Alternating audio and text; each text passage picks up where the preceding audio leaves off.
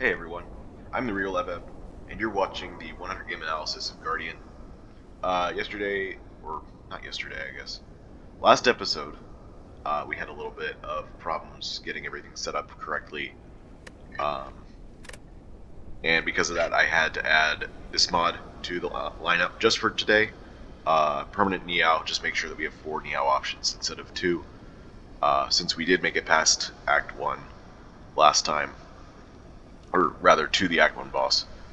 This should make sure that we have it this run, and then every future run should be set up correctly. So let's just get into the run right now. Run number 32.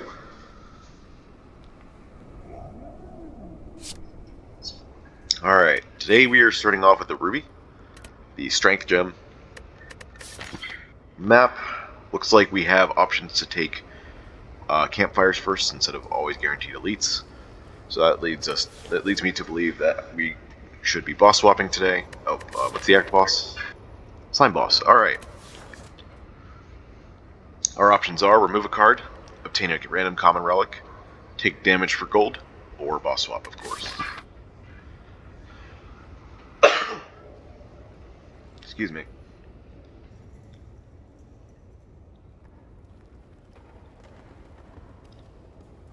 On any other character, removing cards and obtaining common relics are probably really solid options each.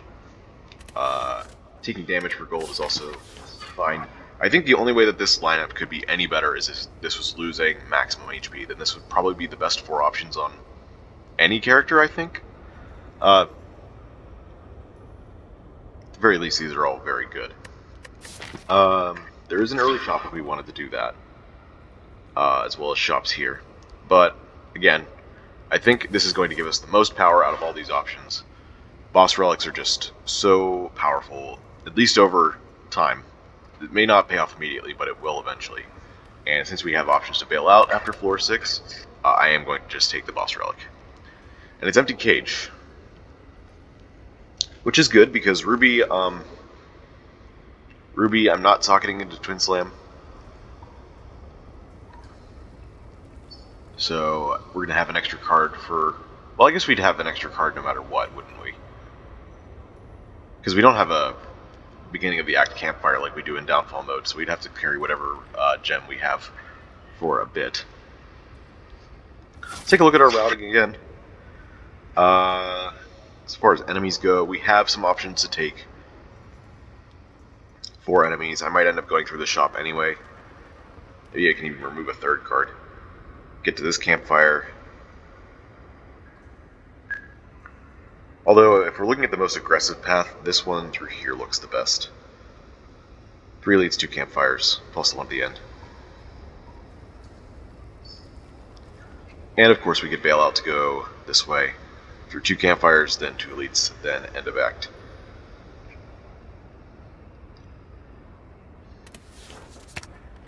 Oops. Don't want to get rid of that.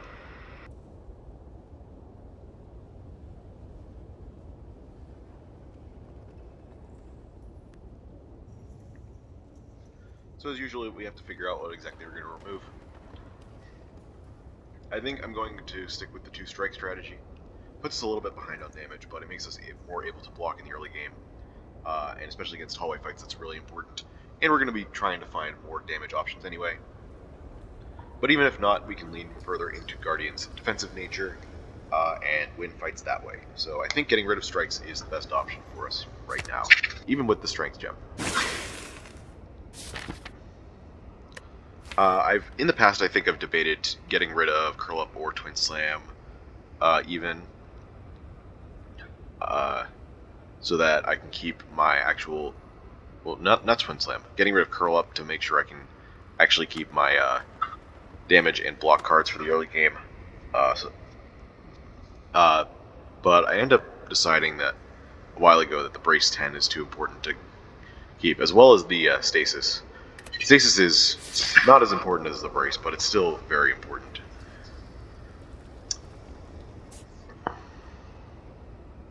I think I am going to go through this way. Take 4 fights, we'll get a hard pull fight, and then we can either take another fight if we're like really far ahead. Not really far ahead, but just ahead. Or we can take the question mark if we're either not strong enough to take an elite or just not strong enough to take this. I don't think guaranteeing that we get to a campfire first is necessarily the play. And besides,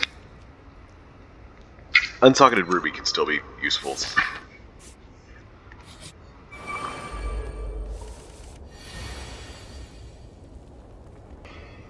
Alright. First fight, we have to handle 2 lice. I'm thinking there's 2 paths here. Either we defend twice and curl up, or defend twice and ruby strike. There's a pretty decent chance that both these are attacked next turn. 2 and 3 chance for each individually, so that's a 4 and 9, about 44%. It's almost 50-50. I think that happens enough times that we won't be able to block next turn. So we would like to kill 1. If I do 8 damage now, he's down to 6, which means I need to do... which is thankfully just close enough for 2 hits. So then if they're both attacking, I can kill this one on the left with 2 energy, and then use the 3rd energy to save 5 out of 7 HP.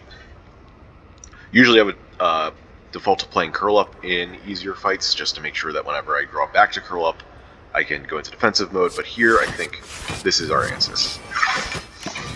We'll see what's happening next turn, if we can do more damage, if the one on the right is not attacking. But they did both attack. So, as stated, attack twice and defend. And we're going to end the fight in just a couple turns.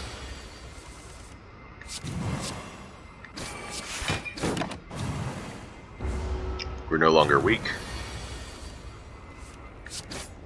Great.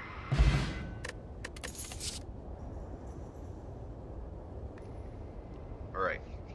Starting options are Incinerate, Floating Orbs, and Sapphire. I think out of these 3, it's a pretty clear Floating Orbs. Sapphire and Incinerate are both D tier cards, I think. If Incinerate isn't F, I think it's D. It's really hard to make these work. This, in theory, is getting a buff. We'll have to see if that holds up by the time we actually get to the patch. But for now, we're going to stick with this. It actually works really well with our ruby, too. That's nice. It's not the best front-loaded damage, of course. Against Nob, it's not going to do very much unless we draw the ruby, and then that's still giving him strength, but we still have a few floors to figure out how to do our damage exactly before we have to worry at all.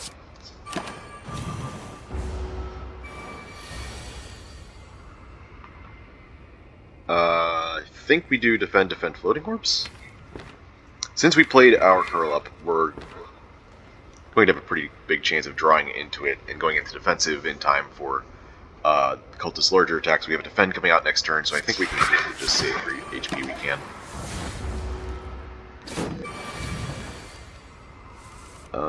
There's the curl up. We'll play Orb Slam and Strike, and I guess defend, curl up.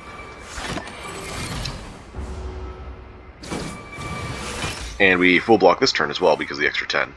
But it doesn't even matter. Cultist is dead.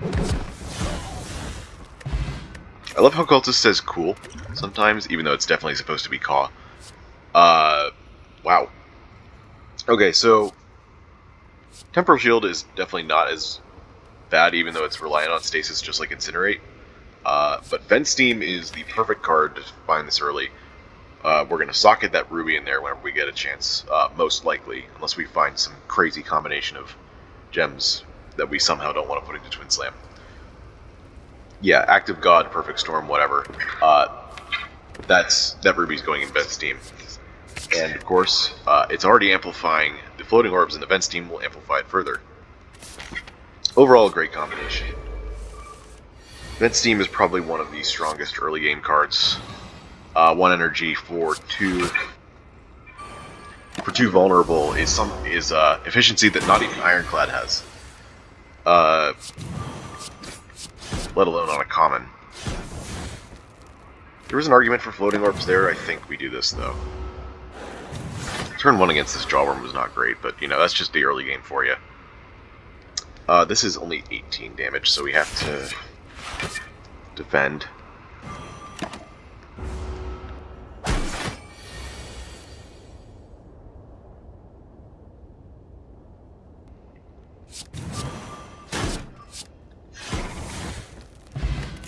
Alright. Ooh, alright. Another ruby. This is another great combination with Vent Steam. Getting 4 temporary strength with Vent Steam is really strong. It's one of my favorite combinations for damage. Charge Core is also available here. On 3 energy and with the power that we want to play every time, I'm actually very tempted to take another gem for the time being.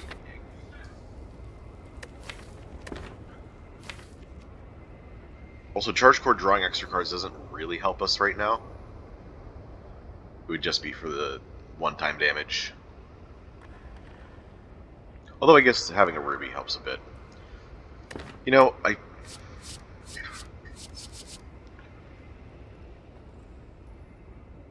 this feels like the play I know to do, but I feel like this is going to be stronger. I'm gonna do it. We keep taking fights.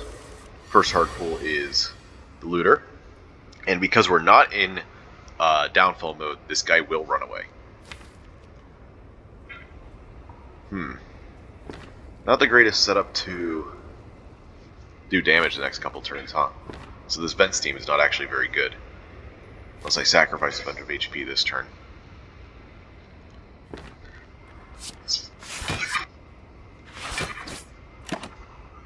Also, it'd be nice if we drew 2 defense again.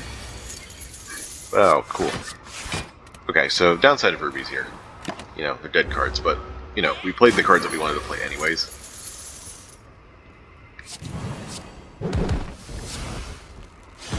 Alright, looks like we're going to be taking 9 more here, but that's fine.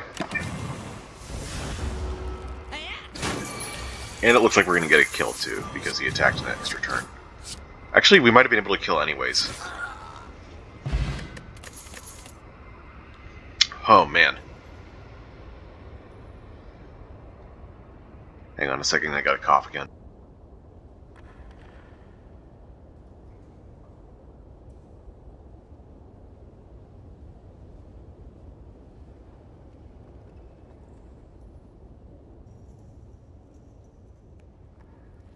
Alright, so I think Orb Walk is definitely too much setup. We already have good strength, even though it's only in burst form, it's not permanent. It'll still help us once we get it socketed into Defense Steam. It would be a choice between Walker Claw and Garnet here.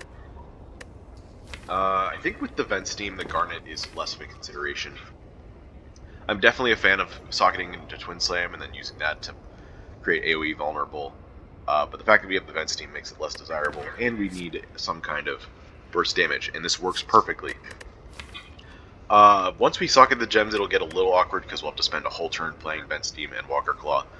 I think it'll still be fine though, because it's a total of, what, 5, 7, 9, 13 times 3, 39 damage for a turn. That's a Carnage Plus and, I don't know, some card that does 11 damage for 1 energy. So yeah, I think this is our pick. Now, we might be a little bit weak for this elite here.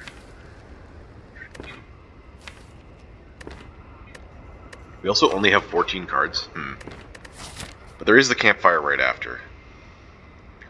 I think we need to take this and take 1 more card.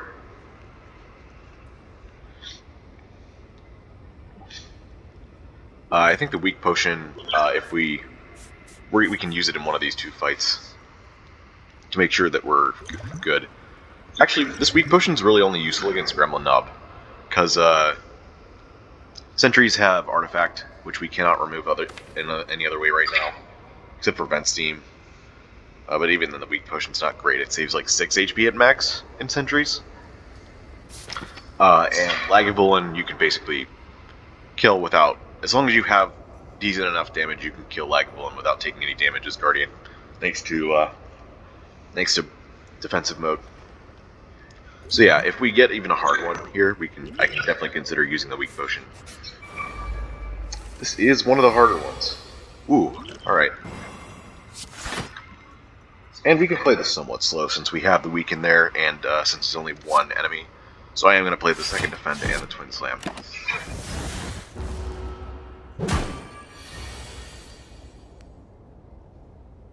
Okay. This is going to be Events Team Ruby Strike Curl Up, I think. Does 8 times 1.5 is 12. 52. We don't have to worry about it splitting until it's at 34, so we'll have another 18 damage after that to do. Also, we won't be weakened because this is Spike Slime to give us Frail instead. Oh yeah, that's another nice thing about Guardian is that we don't have to worry about Frail in the early game, unlike other characters, since defensive mode is so powerful.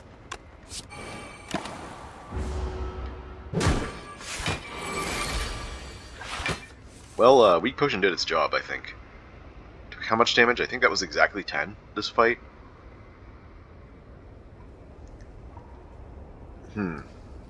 We probably want to stall one more turn before doing stuff. This would be 7, 10, 30, 6, 12, 42. Actually, 42 is a lot. Yeah. I guess I could have played the defend there too. But, oh well. No big deal, we'd kill this turn anyway. Great. 33 is also a great threshold for elites. Sphere Potion's probably not going to be that great. Oh man, second Floating Orbs, Recover, Planning. I think all three of these are great cards for different reasons.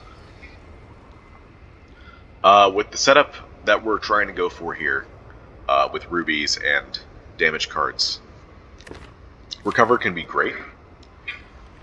And I guess in a different way, but for the same reason, Floating Orbs can also be great.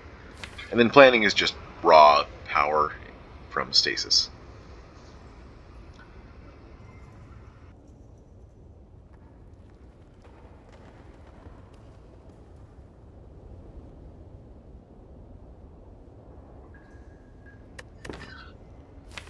The question is, which one do we choose? I think the Walker Claw helps us out quite a bit here. If we didn't have that, we'd be in a bit of a pickle if we got Gremlin Knob. In fact, this actually helps quite a bit with Gremlin Knob if we don't draw Vent Steam early, so I'm actually feeling pretty comfortable about that. Problem is we are still kind of slow against Knob, so we would probably have to go into defensive at least once.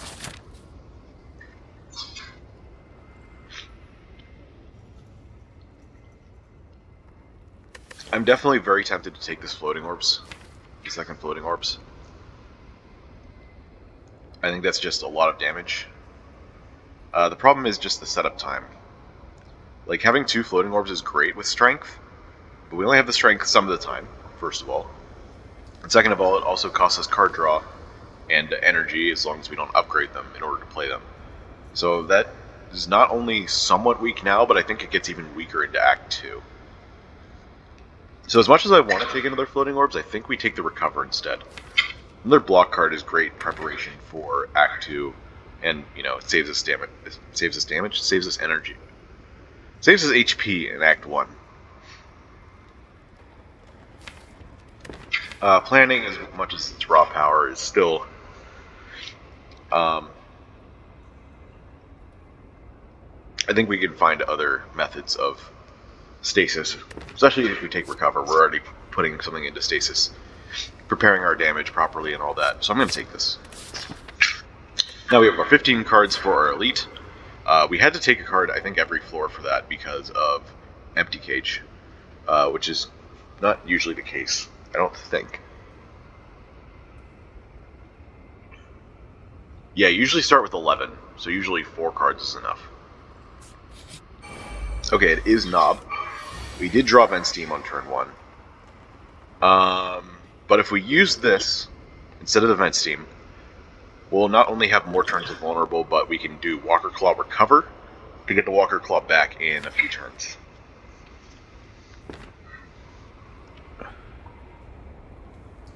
Also, Recover means that we don't, if we draw Curl Up on turn 3 instead of turn 2, we can still go into defensive. If we drew it On turn 2, we could play Curl Up and then give Gremlin Knobs a little bit of extra strength, and then that would put us into defensive mode with the extra damage he does. With Curl Up on turn 3, we can't do that, because if we play a skill, so our only other skills... Well, I guess we have Ruby, don't we? Which we're probably going to want to play. Well, it depends on how many damage cards we have on that turn.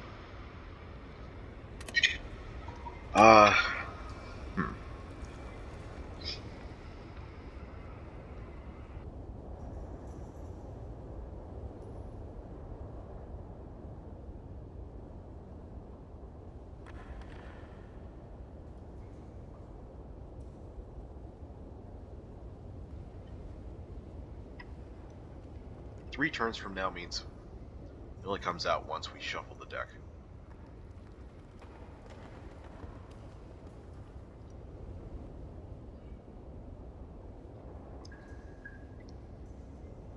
I think it's still worth it. I think we're definitely doing this. I guess it's a question of whether we do recover or strike. I think it's definitely recover, because not only were we getting this back in a few turns, but we're also getting it back at 0 cost, so... Let's hope we can get this quick enough. Okay,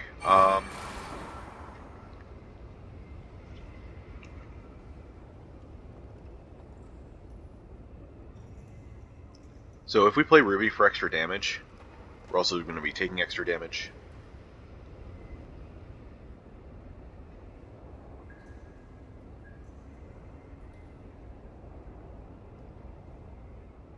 Also, we only have 2 energy for Twin Slam since we played the, What did we just play? Oh, Floating Orbs, right. Yeah, that was happening every time, I'm pretty sure. I guess we have a couple of different options here. We're not doing Ruby Twin Slam. We're either doing Curl Up and Twin Slam or Curl Up and Defend. And Curl Up would be second in both of those cases. Defend Curl Up gives Knob 6 extra strength, meaning that we take 9. The Defend would be saving us 2 HP, because the other case is Curl Up and Twin Slam, in which case we'd be taking 11. But in both cases we'd be going into defensive with the attack. With 6 extra strength, that takes Knob from 24 to 33 damage, and with 3 strength, that's 28. So we'd be taking 5 extra damage next turn. And we'll have 20 block. So I think overall, Twin Slam, Curl Up is the answer.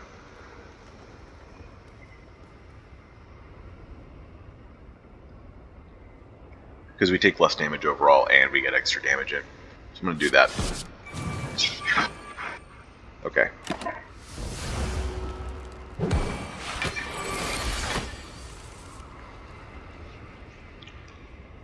Now we just have to not die.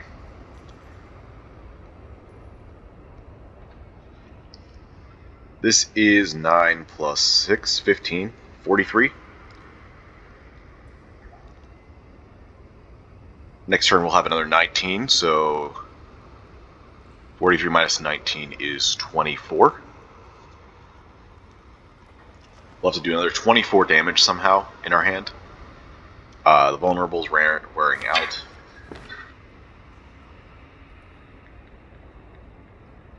Might be up to chance a little bit. Or I guess we can rely on our 10 block next turn. We down to 14.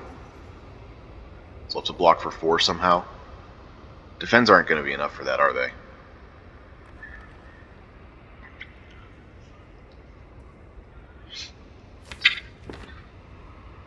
So I think we have to rely on just killing him next turn. Or else we're dead. Doesn't bode well. I think we have decent chances of getting Vent Steam or Ruby back next turn, though.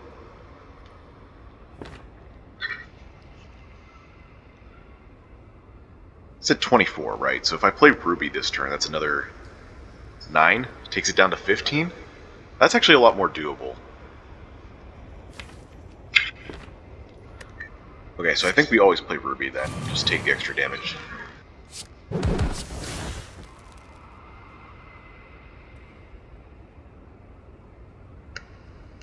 Yeah. And I guess we just play these to make sure that we block as much as possible. That didn't actually help, did it? That second one. Oh, it's actually 12. Because of thorns. Alright. Well, that's fine. We gotta kill anyways. I guess I could have taken a closer look at the draw pile, or the discard pile, to calculate the odds. See if, like, my worst draw even does anything bad. It might not have. We might not have needed to take the extra 4 or 5 damage from playing the strength gem. But oh well. Right into a campfire anyway. Harden, reroute, clone. Alright, well first things first. We're putting the rubies into the vents team, so we're going back down to 13 cards.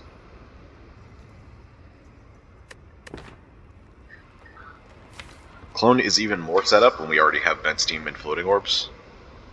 And curl up. Also, I don't really think we have a great clone target here.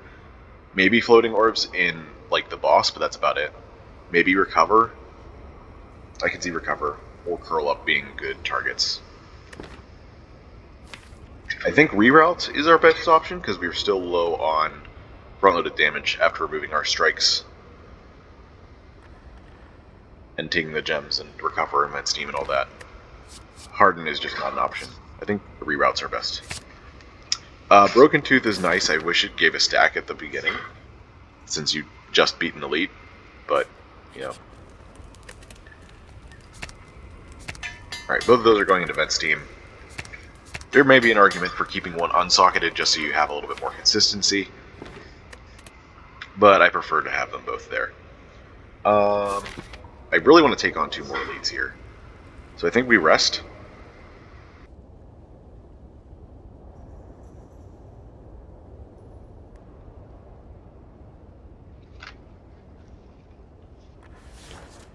Our upgrade would be what exactly anyways?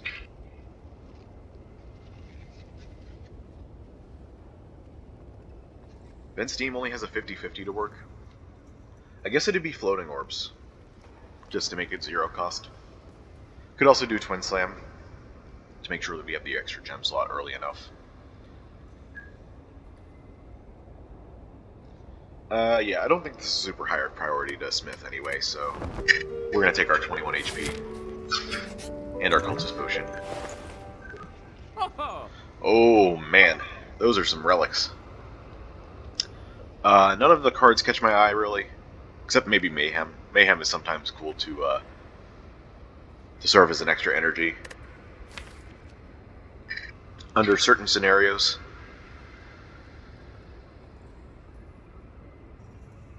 And we don't really have any bad targets except curl up, but we can always upgrade that anyway. But these relics, Preserved Insect and Orrery, are both really, really good. That's a tough choice. Especially since this is Act 1. Cards from Orrery can really power you up very hard. Especially since our deck isn't like as strong in any one direction right now. Like we have Vent Team with Strength and Walker Claw that might push you a little bit towards like debuff reduction. And we have a little bit of Stasis, so Stasis synergies might also be helpful. And of course we're always looking for defensive mode since it's really strong. So basically any cards would work. But Preserved Insect is not only good for what we're about to do for the rest of the act, but also what we want to do with the rest of the game with Broken Tooth.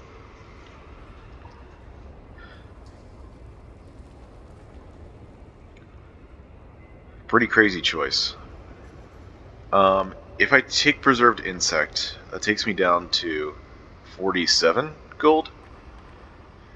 Can't afford anything else except another Vent Steam. And of course, Orrery is 45. So we started with 95 gold, right?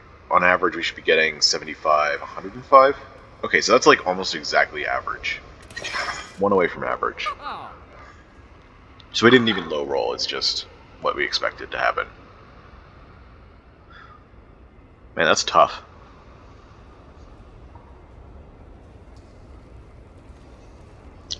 Five cards also boosts our rare chances. Could even get us rares. I think it works exactly like card rewards. I don't know if it affects the rare chance after you find one. It might. It'll either work normally like rare chance does, or it will give 5 cards based on current rare chance.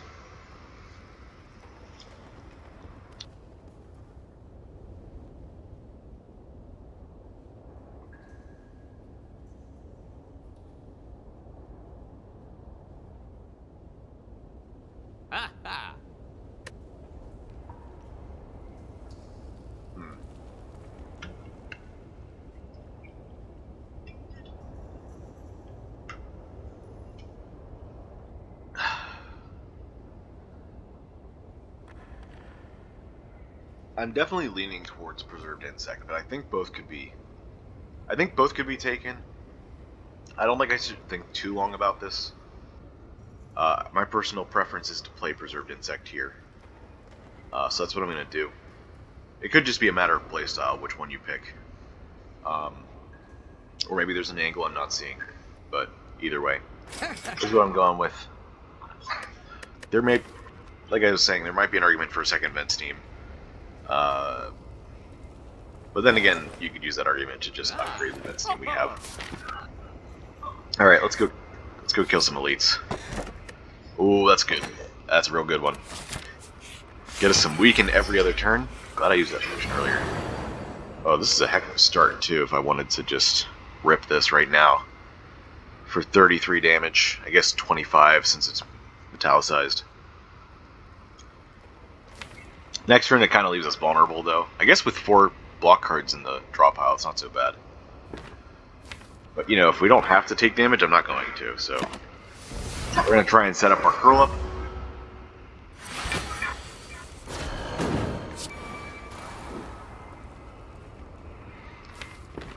I'm going to recover Vent Steam, so it comes out in 2 turns. Our next turn is not great anyway, so I don't really want to draw it. And then on this turn, we'll be able to play Curl Up. Unfortunately, it came on the turn where we reshuffle, so we won't get the benefit from it. But that's just how it goes sometimes. Just do 2 damage. I guess technically it's dealing 31 because we have Preserved Insect, so I don't feel too bad.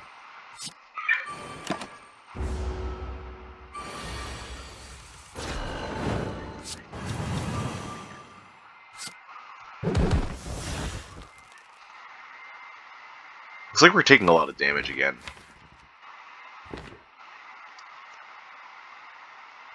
This is 39 and 19. We're 1 away from a kill. Are you kidding me?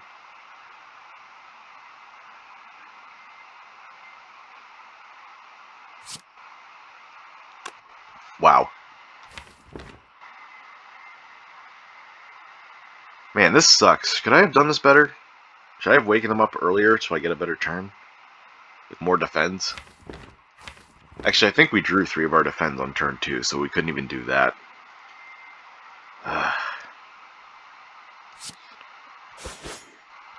Look at this. 19 out of 20. Just had to take 15 here. No way around it.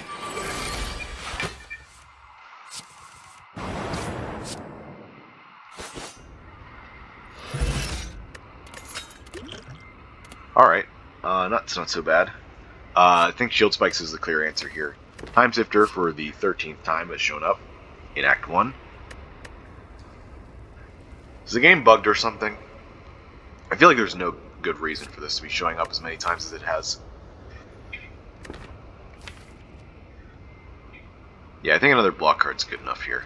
Also, with our potions, I think we can still go to another elite and upgrade here. Maybe. Well, that's 3 fights in a row.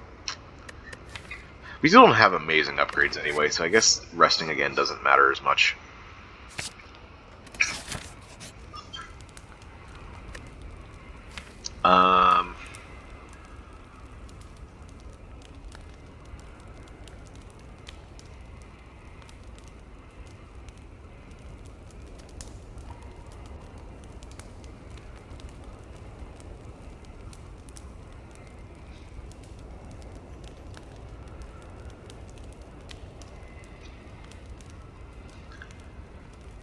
Walker Claw, actually, I forgot about that upgrade, giving an extra hit.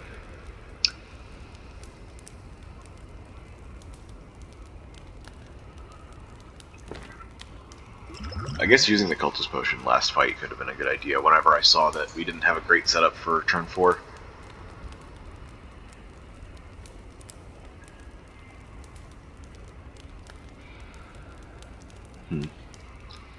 Yeah, I'm just going to rest again. I don't think any of the upgrades are impactful enough to keep us safe, especially against a fight like this. Wow. Scary. Vexing Draft. Could kill one with that and defend. This is 14 out of 18. If we kill one, that's 7 out of 12. So we take one more, but we kill one. I think we do just use this. And I think I am just gonna defend twice here. This is worth 9. It'll go down to 6. If we draw another one, anything else will be enough to kill. So I'm gonna go on this guy. Yeah.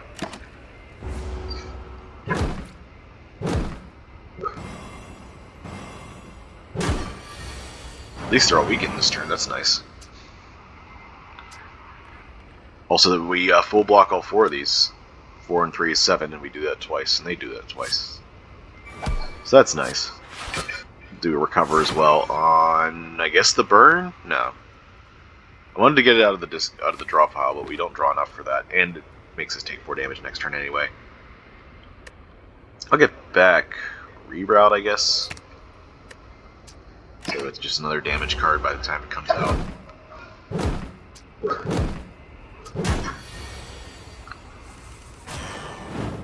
So far, it's saved us 8 HP. That's pretty good. This does nothing right now.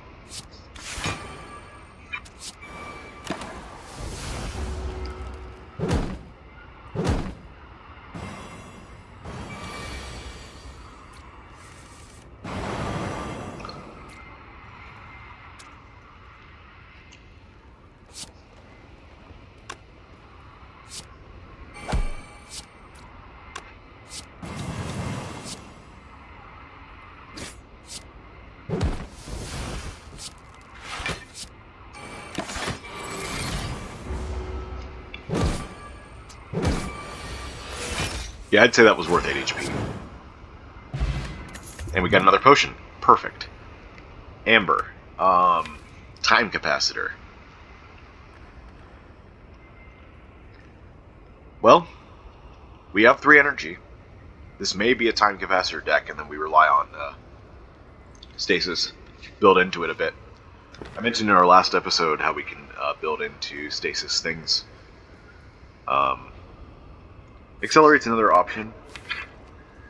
If we want to put that into Twin Slam, maybe. It's usually a pretty good combo.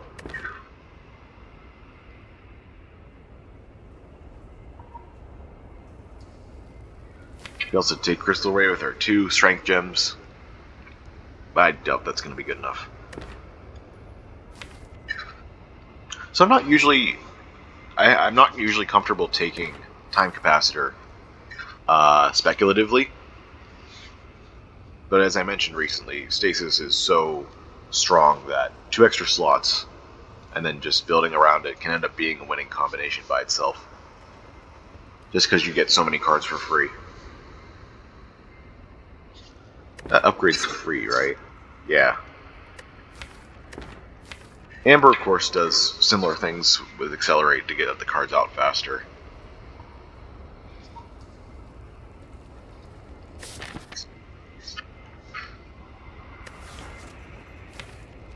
I don't know. Doesn't do anything for the slime boss fight, that's for sure.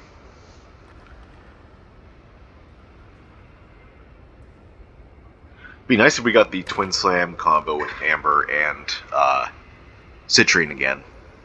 Like we did back in episode 13, I believe. That was a really strong combo. And you know, we're coming up on a rare card. Maybe even 2 rare cards soon, so...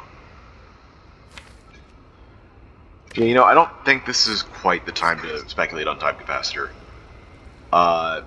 It could be the correct decision, but I don't know that yet, so I'm going to stick with Amber. We're going to fight the smaller knob. Not a great turn 1, that's for sure. This may be the Cultist Potion.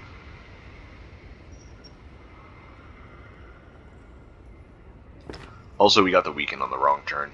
No, this is the right turn. Forgot about that. Turn 1 is buff, turn 2 is small hit, then turn 3 is big hit, so we get the Weaken on the big hit. Oh yeah, these relic stats. Should be looking at these more. We do have 1 strength already.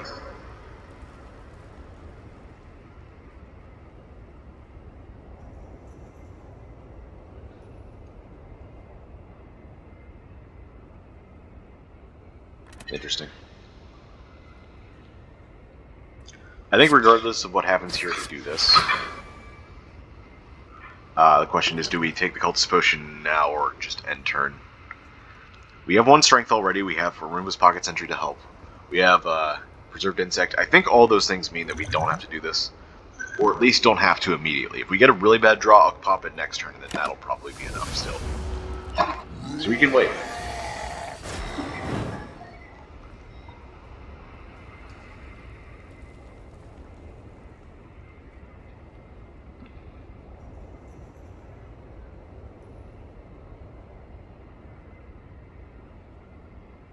Could do reroute shield spikes.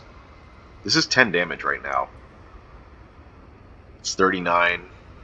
Next turn we'll have another 7 to 32, and we're drawing, well, maybe Walker Claw for 18. That's not quite enough again. Next turn this is not dealing damage.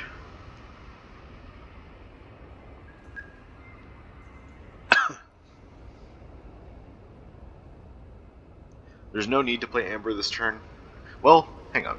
If we play Vent Steam, this goes up to 14, then 21 from Vulnerable. This goes up to 11 and 16 from Vulnerable, so that's 37. And this is another 16. 16 and 37 is 53. So if we use Amber this turn, we get a kill, right? Yeah, because this costs 0. Okay, cool. Didn't have to do that. That took me longer to figure out than it should have. That's okay. Wow. Repeat cards. Well, we've only taken 2 of them, but this one's a repeat too. Second Floating Orbs. Second Shield Spikes. Or Clone. I still think Clone's a bit too much. I think we're looking for just actual value cards. I think the second Floating Orbs is also still too much. Because we still only have the 1 turn of strength with Vent Steam. Actually, we have Broken Tooth now, don't we? It might still be too much. We have Walker Claw, Twin Slam, Reroute. We have Stasis things. I don't think we need to take a second Floating Orb. So I'm going to take the actual card that does things for us. And... we could Bottle Lightning on something. What are our skills? Vent Steam, Shield Spikes, Recover, Defend, Curl Up, Amber. You know, Bottle Lightning on Shield Spikes is not so bad. Usually on turn 1 we want to play a block card and a setup card. If we don't get an Energy Relic, then combos with damage in Act 2 are just not going to be enough anyway. So we are going to be relying on setup a bit more. So I do kind of want to block and gain Brace. I think that's good enough to bottle. It's expensive, but still good enough, I think. You can maybe make a similar argument for Curl Up since it costs 1 and Brace 10, but it doesn't give you actual block until you get more Brace or take damage. So Shield Spikes goes in. And I'm going to set this back to normal. Alright. This is a 0 damage knob fight. Roomba's Pocket Sentry also helping out with the damage values here. Curl Up, hit Amber, which is... I guess if we hit some kind of combo next turn, we're good. Oh yeah, I can upgrade Curl Up now to go into defensive turn 1. That's really strong. Really strong use. Or I can just go into defensive now, which is good because we're about to be vulnerable. We still outblock them, especially with Roombas.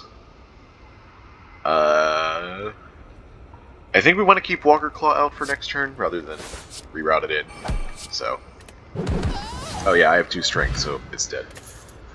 Power Potion's really weak on Guardian, in my opinion, so I'm gonna just leave that go. Ancient Power. Second source of strength. We have block cards for decks as well.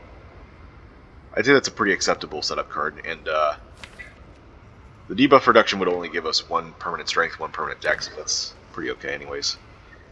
There's also Pre-Program. Pre-Program we could socket the Amber into. I also like that combination.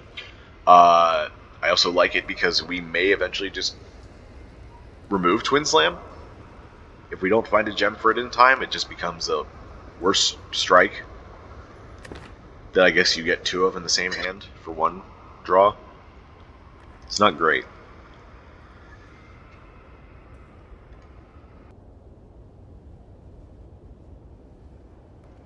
There's also a second recover we can take. All 3 of these are pretty good.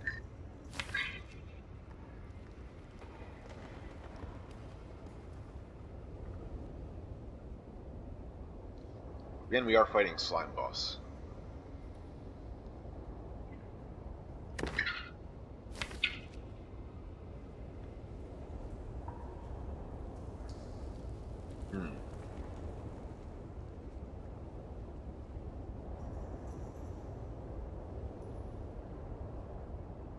What do you pick here?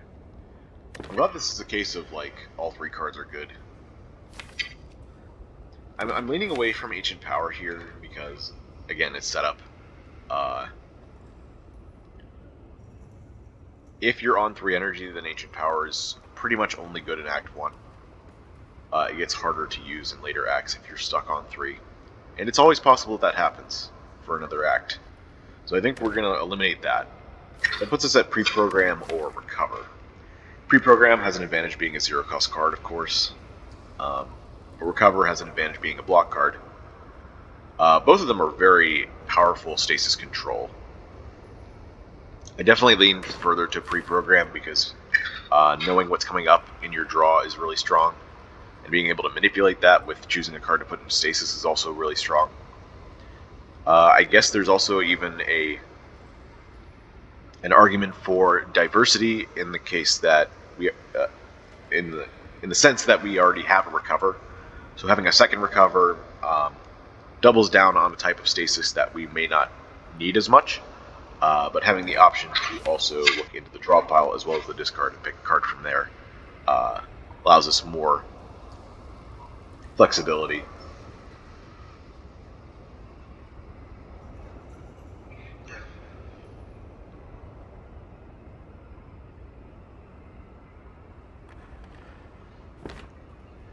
Also, it does a socket. I think for all these reasons, we're going to go with Pre-Program. Sometimes I encounter things that I've talked about in previous episodes, so I have to be careful not to repeat myself too much. But it's been a while since I talked about the Power Potion. There's not really much to say to go super in-depth, other than the fact that a lot of Guardian's powers are really, really situational. Or very, very slow. Like, there are some really strong ones, like Construction Form. Floating Orbs can also be good, although it's also kind of slow if you don't have strength. There's also a couple stasis powers that are really slow, or just, again, very situational. So overall, the power potion, like, even though I have gotten used to using a power potion in longer fights, like maybe Lagavulin, Act 1 boss, Book of Stabbing, all those things, it's really let me down when I needed them to do that for me. It's kind of like, I was going to say getting a creative AI, but the creative AI at least will give you power over time, even though it is slow. Well, I guess I'll just leave it at that. We got to pick one of these cards to put our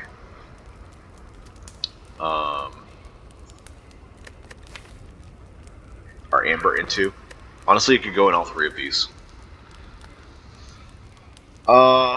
Putting it into Twin Slam has the problem that it's expensive to play. It's a 1-cost card, and that's all it does. It does 5 damage and you accelerate. That's worse than a...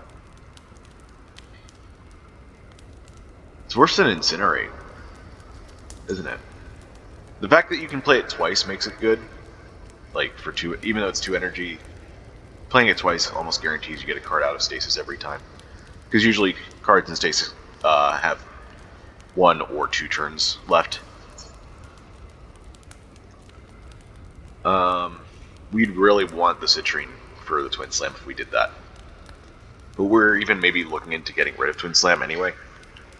Reroute has the problem that it's again, a 1-cost attack card, even though putting a card into stasis and then immediately accelerating it, or whatever was already in there, is nice.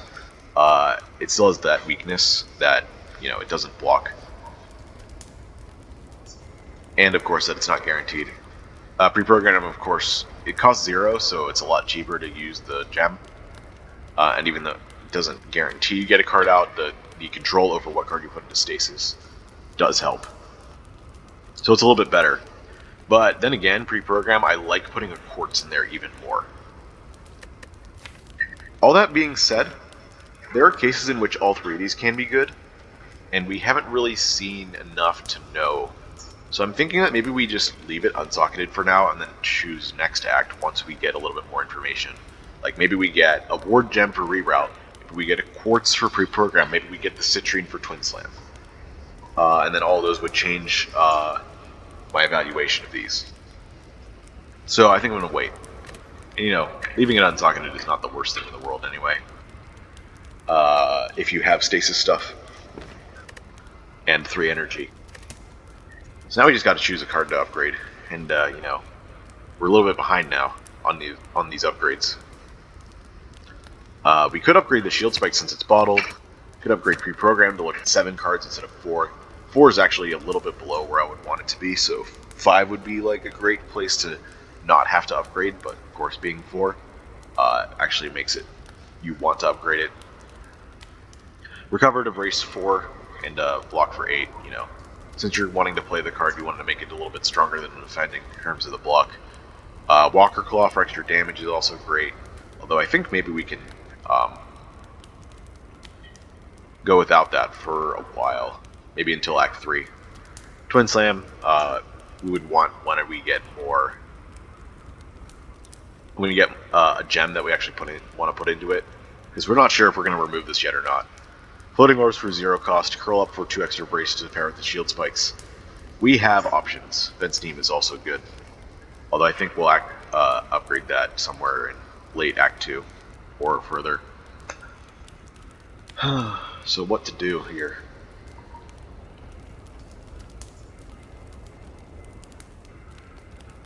I think we don't have to worry too much about Slime Boss. I think our setup is too slow to beat it by the deck, for the deck to beat it by itself. But we have the Cultist Potion, which I'm probably just going to use there anyway. I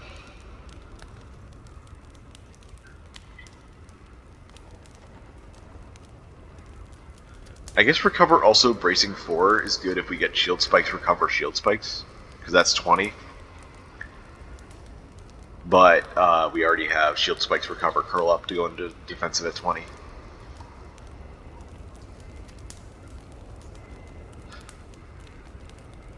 Pre-program, I think, is better late game. Fence Team's better late game. Floating Orbs is okay with our 2-cost cards already.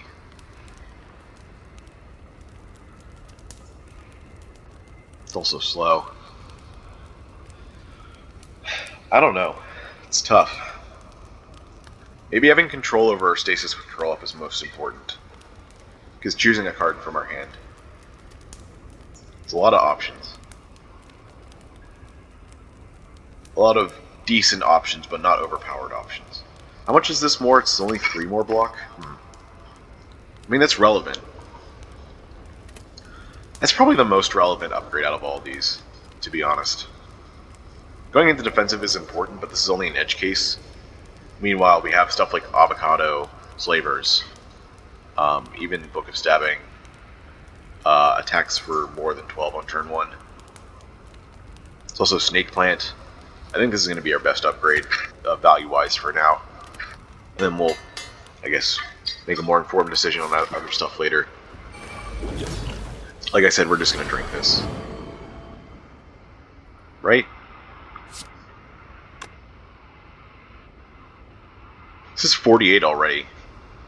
So that's 55. And we have most of our remaining attacks in the draw pile, too. But we can do this first, without splitting. Maybe we don't have to use the Cultist Potion, but I guess, like, where would we even use it otherwise? We'd have to wait a while for it to be useful. And we still have a chance to get a potion here. We had, I think this is our 5th potion.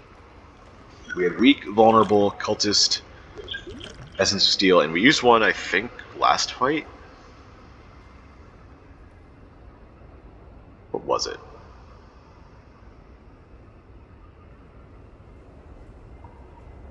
No, it was in this fight. The 5 slimes we used Vexing Draft. So we've gotten 5 potions. We've had 1, 2, 3, 4, 5, 6, 7, 8, 9, 10. So 10 fights, 5 potions. We're at 40% potion chance again.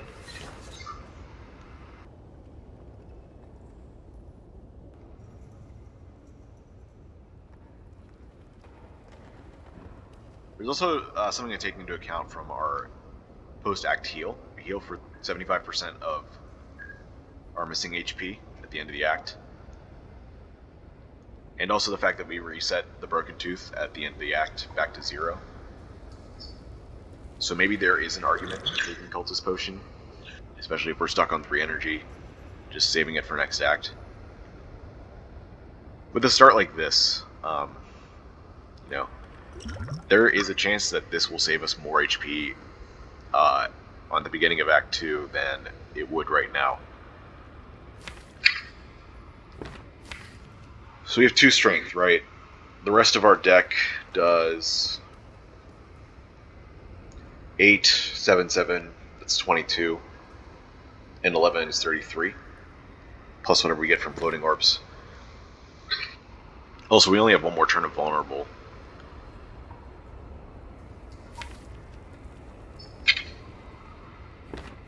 Yeah, you know what? With the slimes also, I think we just have to do this, like I said. I'm going to. I'm going to use it. This is 12. We don't want to drop it below 75. So I think we only use this once. Pre-program. Defend because we're going to be splitting. And I'm going to curl up. Okay, we got damage card. That's great. By the time that comes out, we're going to be able to split one of the smaller slimes more easily. Look at that. That's exact. For not splitting. So if there was a world in which we drew enough block to block this turn, then we would be able to wait another turn to do damage. That would have been cool. We're not going to play Amber this turn because we want the blocker next turn, for sure. I am going to reroute the strike.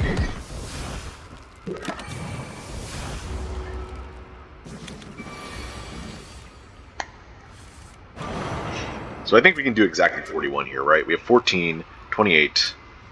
Okay, not exactly. 28, 38. 48. So we'd be wasting 7 damage if we fully kill.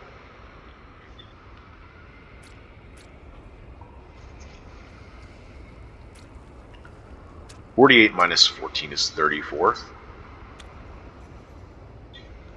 You have 6 strength? I'm trying to maximize the minimize the amount of wasted damage so that we have a decent chance of killing the slimes next turn.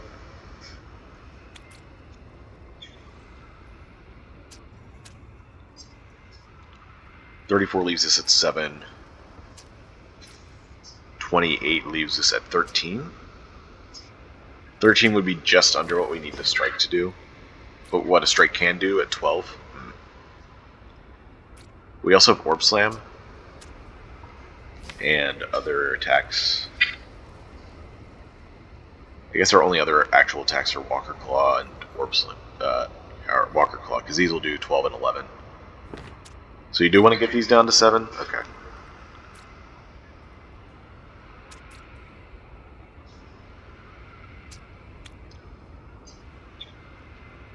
Can we even do that? Yeah, we'll do 34. We do... Oh wait, this is only once.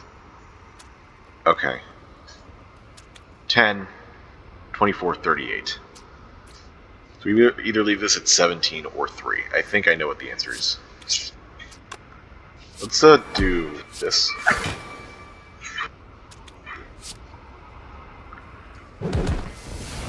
Oh right, 13. Yeah, I'm just gonna leave it at 3.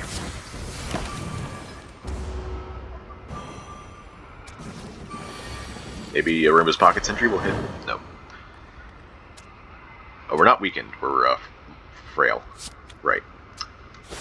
Alright, well that's fine. We don't take any more damage the rest of the fight. Ended up being overthinking anyways.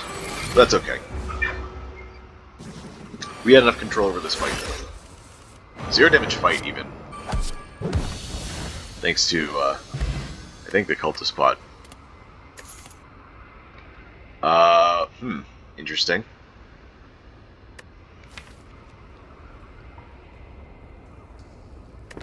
Not really on my ideas of winning rare cards, but here we are.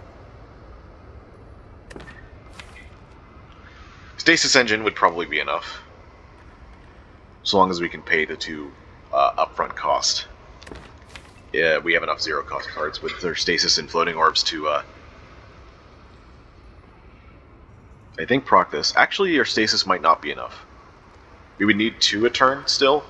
We have pre-program and Amber to help a little bit, but it may not be enough. Exploit Gems does not work great with Amber. Does it? Gets a card out of Stasis sometimes, but doesn't do much else. Stasis Strike to lean further into the Stasis setup, maybe. It's also another attack. It's a somewhat efficient one too, at 9 damage full energy.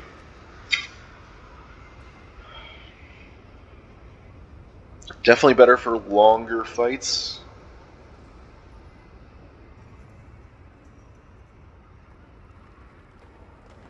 You know what? It'd be interesting if Stasis Strike did damage for every Stasis slot you had, as well as gaining you a Stasis slot. I think that would definitely make it feel more like a rare. I think right now this is a little bit underpowered for a rare. But right now I'm thinking like the best thing that for our deck right now would be a multi-attack. And you know, that change would actually help that since it's a setup card, but also trying to be a damage card.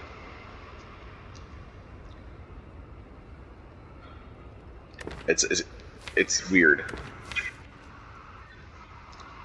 I think it's a bit too slow for this deck.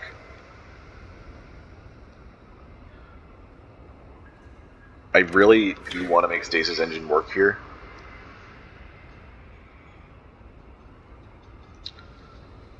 I think it's possible that at least we can find cards to make it work.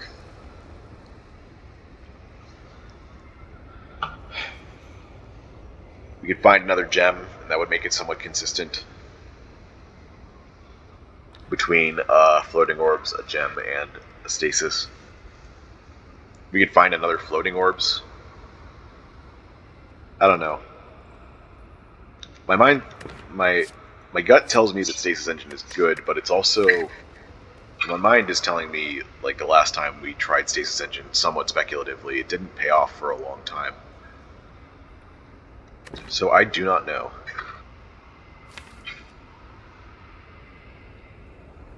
I'm going to rule out Stasis Strike here.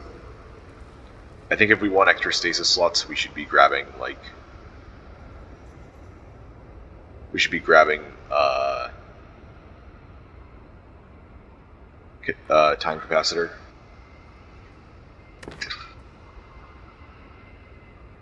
Or I guess if we get to the late game and find another Stasis Strike, we'll take that. Exploit gems would be our safe pick, because you know it's doesn't hurt anything to have it, except in I guess Time Eater and Chosen fights.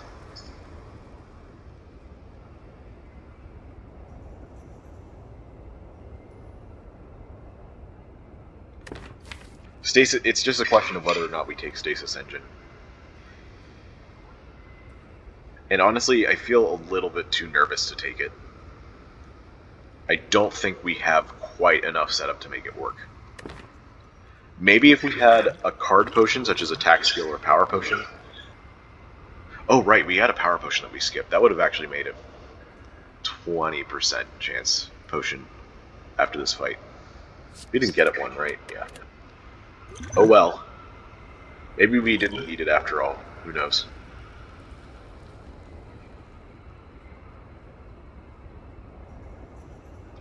Yeah, I think this is a little bit too risky. Even though my gut says to take it. We're gonna go with Exploit Gems. I think this is slightly more interesting anyway. Because it's not something we take very often. Like, it's not a very amazing card, but maybe we can get some strength into it. Make our strength gen a little bit more consistent. That's the word I'm looking for. Oh, well, this is interesting. So Busted Crown is definitely a no. We do not have a good enough deck yet. Right? Maybe we could.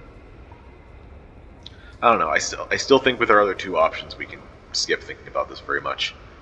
Like, our win condition is really just enabling our stasis stuff to discount all our cards in time. And a fourth energy would be enough to help that. So maybe over time we could get lucky with the right cards, and get our stasis set up so that we have enough value from just discounting cards over and over. Oh yeah, if we're going to be relying on stasis for discounting these more expensive cards anyway, Stasis Engine would not have worked out very well. So I think that was the right decision to skip. Idol of Retribution is interesting because it discounts our 2-cost cards, which we have a few of. The fact that we have this bottled is also really interesting. It'll whiff sometimes. If we draw it with these other things, it'll have a chance not to hit this. But the fact that this becomes 1 cost on turn 1 is actually pretty big. And then there's Tiny Bowler Hat to just provide us raw value. Which is good with this deck, I think. I think raw value is perfectly fine. It is. I think our downside on that is that it's inconsistent. So I think this is the rare Idol of Retribution pick. Usually I don't like this because of how inconsistent it is. And especially with some of Guardian's cards, like, what is it, Shield Charger? You want that to be 2 energy because it gives you block every turn. I guess it's fine at 1 energy, but either way. And then there's also, like, Giga Beam, where you're not always going to play it because of the downside. But here, I think this is the time. And if we find cards that make Idol of Retribution bad, we can find ways around it. So I think we take this. This is going to be our 4th energy this run. No need to take the less cards downside. We're just going to stick with this. And I'm going to take a break here because it's already been an hour for 1 act. Sheesh. Hopefully it speeds up over time. This is not a very elite heavy act. There's like, I guess we get a choice of which of these elites we're going to take, and then we get 2 elites here. At least by Act 3 we won't have to worry about getting enough strength with Broken Tooth. Because I think we're already on a decent path to not have to rely on this too much. It's just a nice bonus. It'll get us through this act. Anyway, enough rambling. I'm going to take a break to eat something.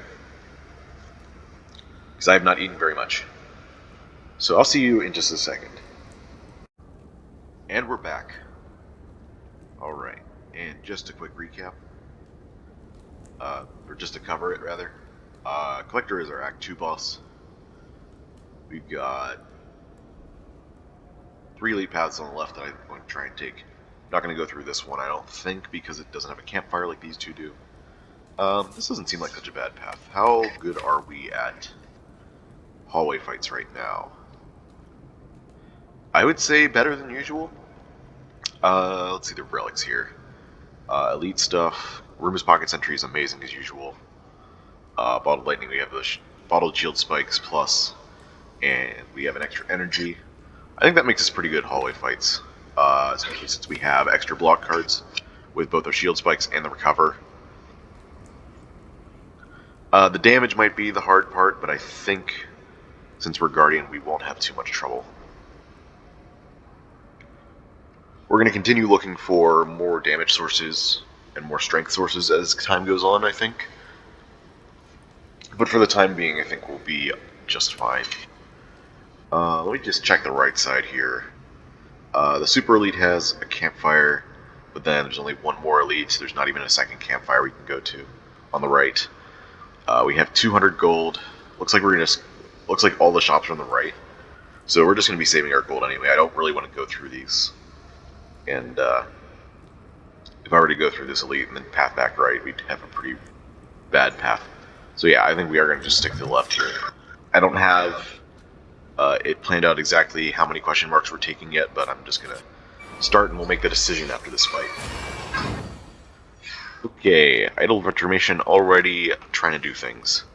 Rerouting Shield Spikes, I think, actually makes it go into stasis for only 2 turns. So I'm going to do that. Yep, Idle Reformation. Any temporary... I was correct when I remembered this, that any temporary cost reduction, except for stasis, will put the card into stasis at the discounted cost. Let's see what else. What else does that? Enlightenment, I suppose? I don't need to use Amber yet, so I'm going to just pre-program the defend, because I won't need it next turn. Maybe I will, actually. It's hard to say. We'll be able to go into defensive next turn after I play Shield Spikes and Curl Up, but that's only 10 block, because the Shield Spikes is this turn. I could do Twin Slam, I could do Walker Claw. Although there is a chance that we get Vent Steam on the turn we get Walker Claw. I think we also want the discount to guaranteed hit this, maybe? No, we want to play defense next turn. Alright, I'll do that. Alright, a couple of dazes, but that's fine. Oh, that's right, we have Shield Spikes coming out of stasis in time for that. Okay, so this is 25 block already. I'm going to hopefully draw Vent Steam here. Nope. Not today. I really don't want to add more dazes to the draw pile, so I'm just going to cancel for now. Okay, wow, this worked out. Vent Steam, last card in the draw pile, Walker Claw comes out just in time. I think that gets us a kill. We're still weak. I think, yeah, we're still fine. Absolutely still fine. Alright, 0 damage fight. Got a potion back. Which is good, because, I actually miscalculated the potion chance at the end of the last act. None of those cards are really jumping out at me. I did mention Shield Charger before. My opinion on Shield Charger, Idle of Reformation, has changed a little bit. In that, like, discounting to 1 is not a big deal. 2 turns of it is still pretty good. Planning is not necessary. Piercing Hide I don't think is necessary either, so it'd either just be Shield Charger or nothing.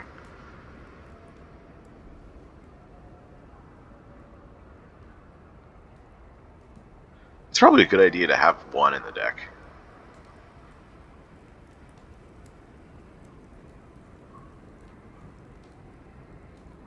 Although competing with Shield Spikes and Walker Claw for a discount, maybe not the best.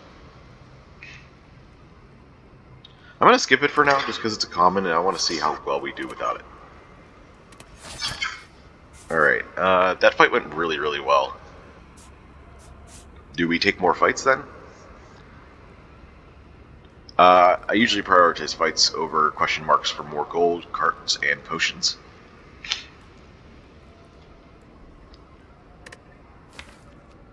Because I think that's the best way to get stronger. Although there are definitely times where taking event rooms or question mark rooms, I guess, are better than taking fights.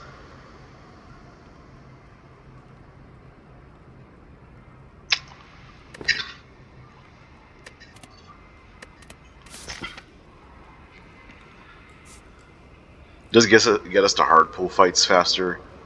We're gonna have to go through a lot of them.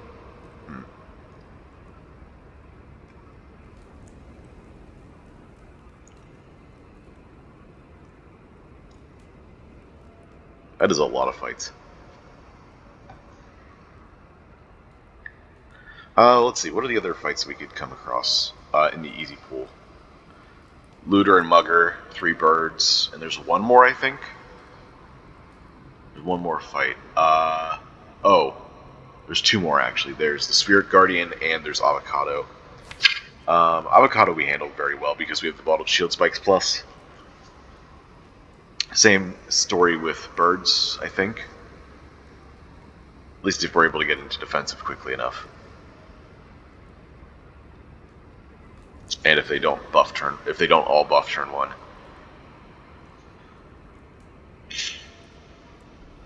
Spirit Guardian doesn't like the bottled Shield Spikes very much.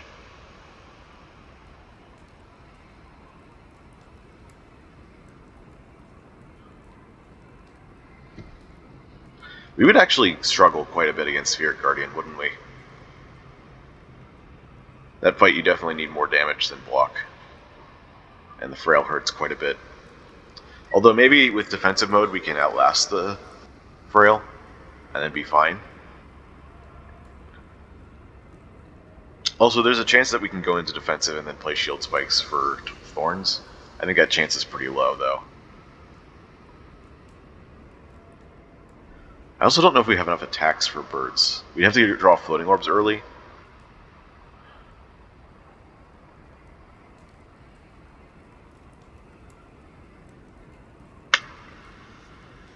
I'm gonna take the fight because I think we are strong enough, and I'm usually not this strong.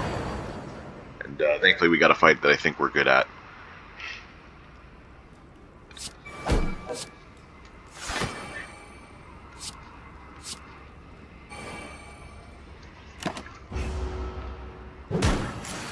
The weaken from Aruba's Pockets entry there was real nice.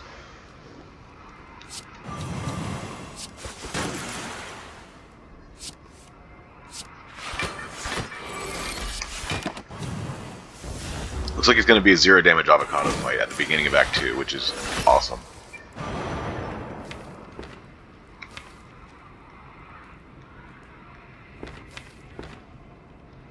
The nice thing about Exploit Gems is that I can recover it, and then I get an extra draw next turn, if I want to do that.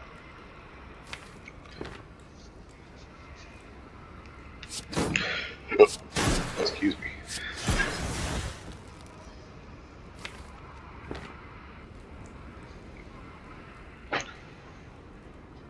I think I'll do that just to get a better chance of getting one of those shield spikes. And I'm going to pre-program the strike.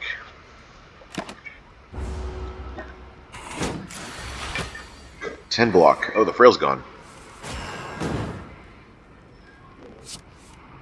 Okay. So be 15 damage. That's not enough.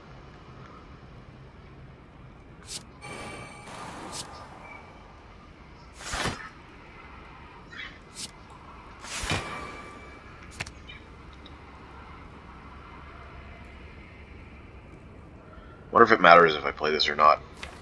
I could play the strike instead.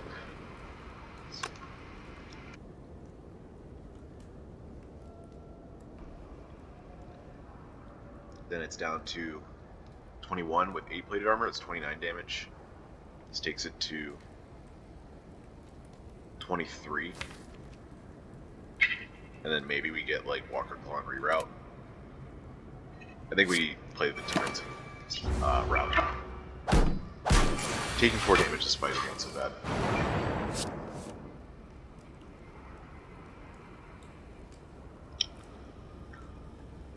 This is 19, 29, that's not quite enough.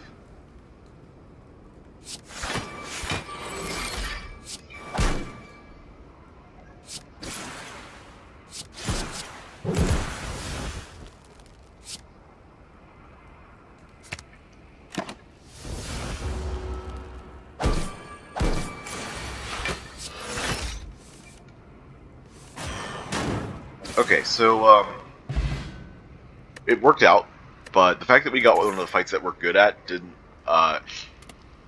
doesn't really make me sure whether or not this decision was correct. Ooh, multi-beam, huh? AoE, but there's also a Ruby. Well, we don't actually have a 4th energy. We have Idol of Retribution, so multi-beam would not be doing very much right now. We would need some kind of permanent strength, which we don't really have until we get Broken Tooth to start paying out, or more energy, or some kind of card to give us permanent strength. So usually I'm fine with taking multi-beam, but I don't think we do it here. I think I take the Ruby instead, and then we just put that into exploit gems once we get to a campfire.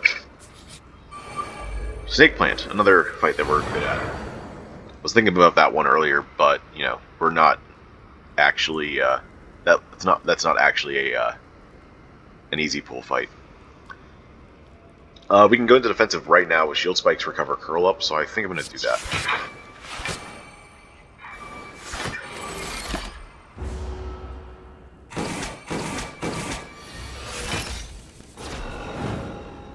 And of course, it didn't attack this turn because I have too much block. It's not actually how that works, but it feels like it. I'll apply some vulnerable, why not? I guess I could have used this here, maybe? I don't know. Let's see, exploit gems. This is 18, so we want to do as much as we can.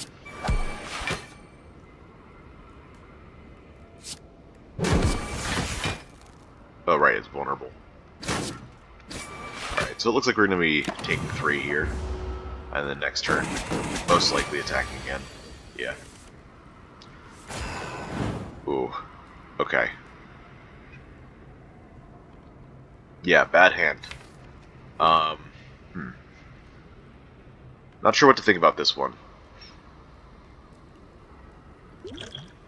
I guess I should have looked at my draw pile and used Essence of Steel here. This is our 3rd fight. We've gotten 1 potion, so we have a 40% potion chance. I think we just use this. It's not a very strong potion in general. So I don't really see any point in holding on to it and hoping for better.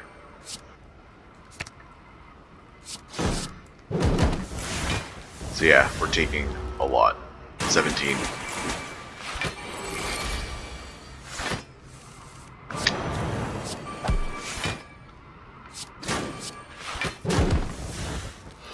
Unfortunate. And we got another Blessing of the Forge. Another Amber. Another reroute or Tourmaline. If we take Amber, I think we go to the question mark and then socket on the left here. Go through here.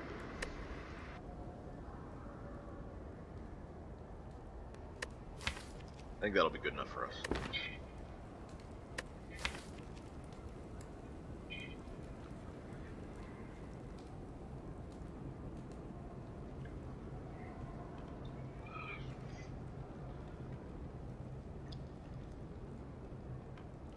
I guess that means we would be putting both ambers into our stasis things.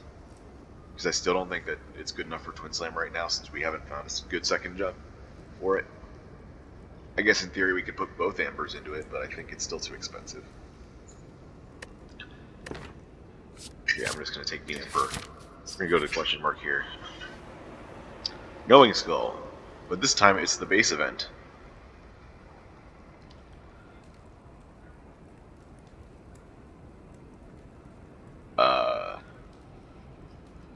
Well, we don't have a shop this act unless... Actually, we just don't. There's no more question marks for the rest of the act on our current path.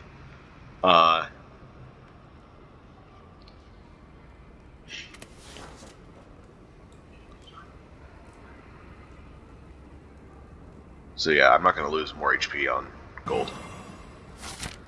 Just an event where you have to take damage.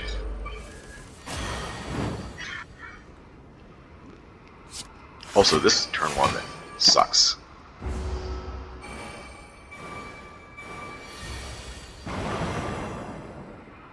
Okay. I think this is the time to use one Forge Pot. We're going to take 4 damage going to defensive. These guys are going to attack for 11 each next turn, which is fine. It's got to be close enough. Yeah.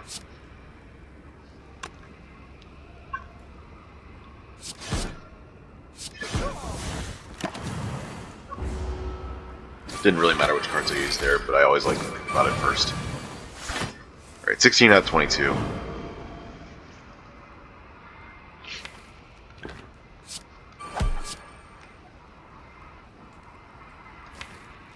We don't have another attack next turn, so I'm just going to do this. Use that to draw an extra card next turn. Take 1 damage here. Am I going to have to rest at the campfire again? It's like I have Fusion Hammer this game.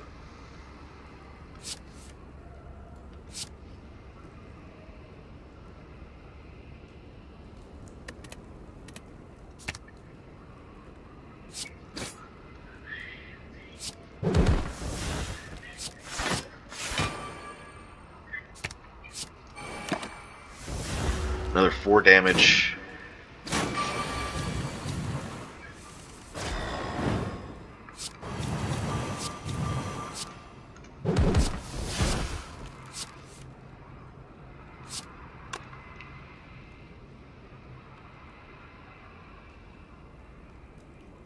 Spent too much energy on attacks, of course. Can't go into defensive mode. I have nothing to bring out of stasis with Amber. Alright, misplay there. My bad.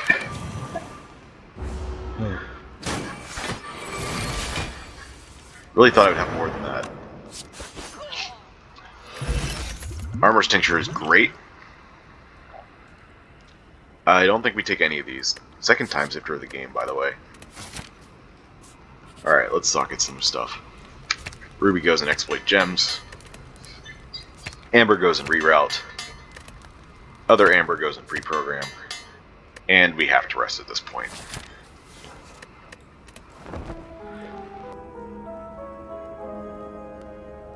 We upgraded a single card. Was this at a campfire? Yes, it was. It was at the one campfire at the end of the last act. If I remember correctly. Okay, now we gotta beat Gremlin Leader with only a few attacks on the deck. That's gonna be interesting. Now, do I recover Shield Spikes? I think it's gotta be recovered. As much as I would like the brace from this, it doesn't get us close enough to go into defensive, I don't think. Meanwhile, we need to consistently kill gremlins, so I think we just do this. 50-50. Okay, we lost the 50-50, that's okay. Actually, wasn't even a loss if we weaken them and get block cards. Who knows? Oh, we have both of these now. Interesting. So now we can, if we play both of these, we can play this. We have 2 strengths, so that's 21. So in order to kill this, we need to play the reroute on it too. We'll do reroute, pre-program, shield spikes, defend.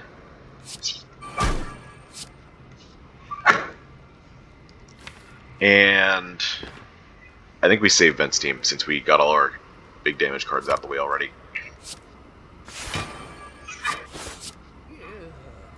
Yeah. So we're gonna take 7 here.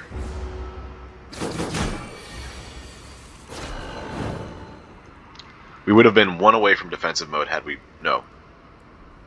4 away from defensive mode had we played the shield spikes instead. So I think that was worth it. Oh yeah, pre-program went into stasis, so if I play pre-program now, Vent's team comes out.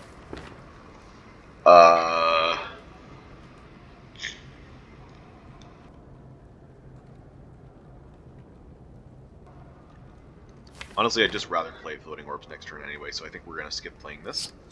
I'm going to do this. I'm also going to do that. Okay, we get pre-program out next turn, of course.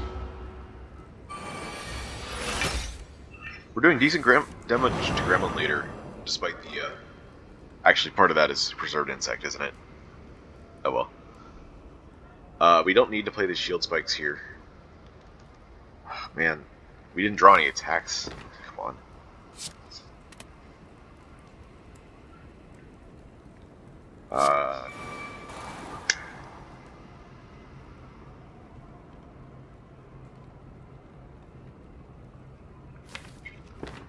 Yeah. That's a bit of a problem. I could use this now to put Curl Up, to use Curl Up on Vent's team for next turn.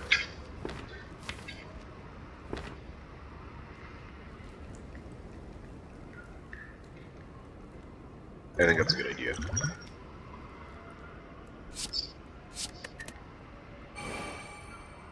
Ah, crap. I should have done this first. Alright, well. It's been done. Alright, I really gotta get used to that Amber.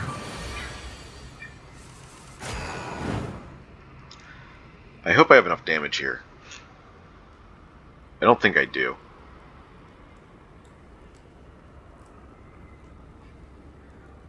We're weakened. This would be 9 times 3 usually, so with this and weaken it'd be 10 times 3. So that's 30. This is usually 9, so it'd be 10 as well. 40. 6 stays at 6. Wait, no, 10, no. This is 9 usually, goes up to 13, so that's 14. 44. 55.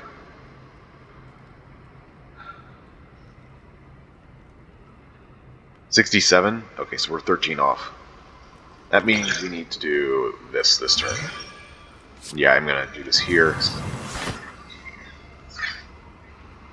This is 27. Yeah, this would be 10 here, but on this, it's a bit less. 18, 27. Oh wait, this is 27 exactly.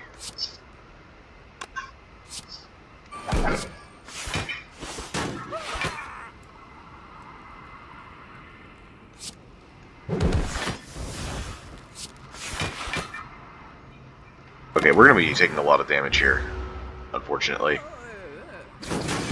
Sheesh. Are we going to make it through these next fights? I hope so. We have to survive 2, and then we're going to have to bail out before we hit this.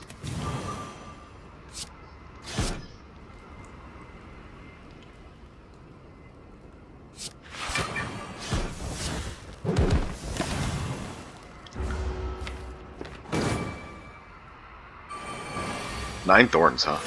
Interesting.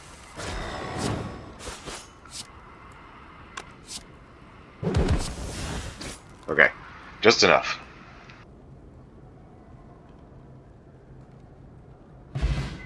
Singing Bowl. We get 2 more HP this fight? Cool.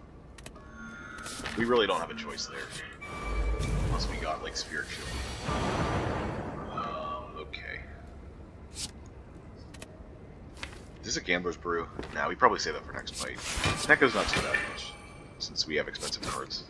Although it does mean that Idol of Retribution just doesn't do much.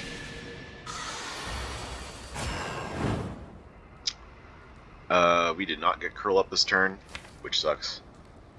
I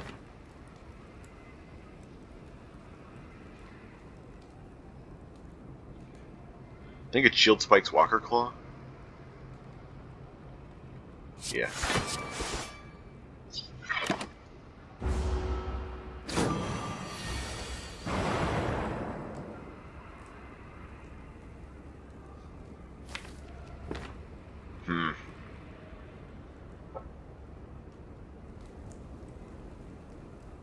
Okay. So I was thinking Curl Up Defend.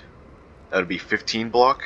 And we have 5 HP, so Snecko would kill us exactly. But thankfully we have Reroute, which has the Accelerate, getting our shield spikes out, putting us into defensive, and giving us 15 block.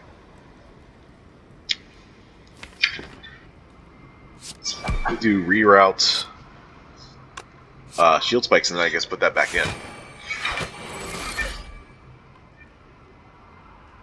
Now wait a minute, how does that work? What happened there? I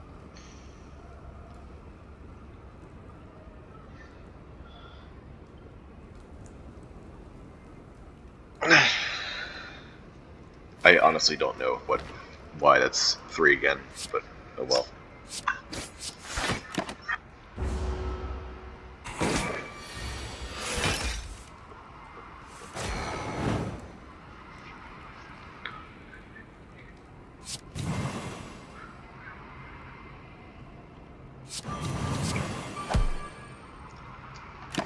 I think that's better than the floating orbs. Not 100% sure, but it's my best bet. It's enough block for this turn.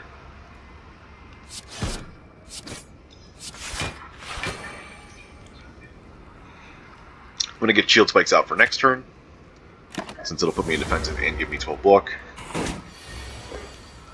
Alright.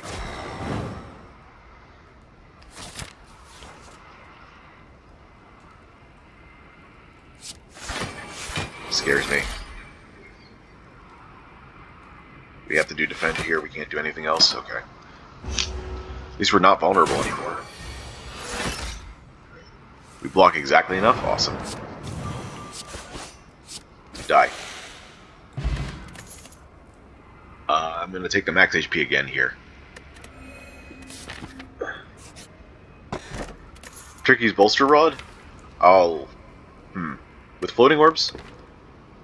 That's our only power, but I think it works well enough that I take it.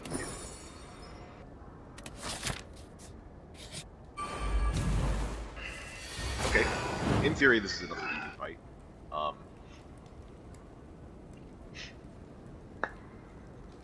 Also, when I socketed Reroute with Amber, I forgot that I have to play a card after it in order to stasis something. So this may have actually been a mistake. Maybe it should have gone into Twin Slam or Exploit Gems. Although neither of those were really good, so maybe I should have just even skipped the Amber.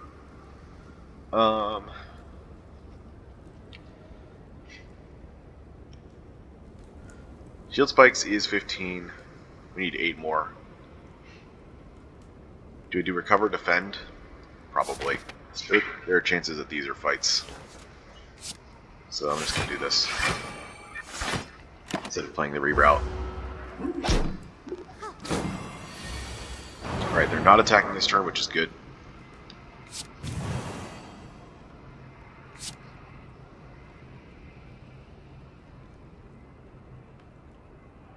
We're going out in the defensive this turn, so we don't need to defend immediately.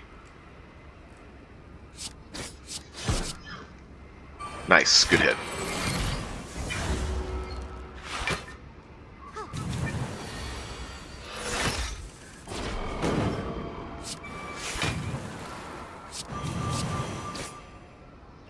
$18 damage strike. Pretty good. 40 block without defensive mode. Not very good. Oh, 31 damage incoming. Oh, thank goodness for Pocket Sentry. And that's exactly block. That's exactly block. Words. I'm going to put defend in again.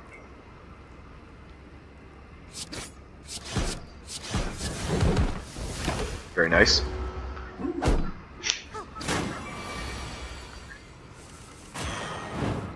Of course you hit that.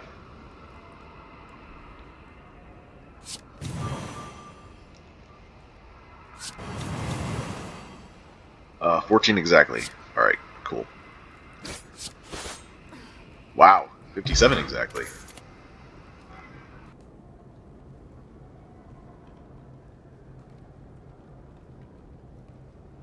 So, I think we still take the max HP here, since it's just that dire of a situation. There's an argument for Walker Claw, since we need a little bit more, like one more good multi-attack, but the fact that it's expensive doesn't help.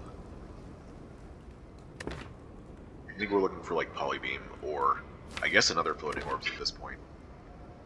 Pre-program is still a good card, but so is Aquamarine.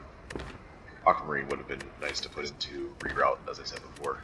But I think we're just going to stick with this. Alright, 9 HP, huh? Are we absolutely sure we don't want to take the Elite? It's either Slavers or Book of Stabbing. Yeah, I'm sure. Yeah, this is a fight. Wow. You know, I haven't really had the luxury of being able to set this up. It's just been working out very well. And again, I think we just need to save as much HP as possible. Oh wait, this gives me block. Perfect.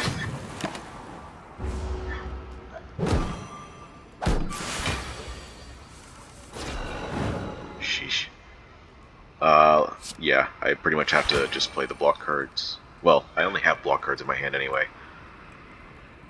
These are 3 apiece.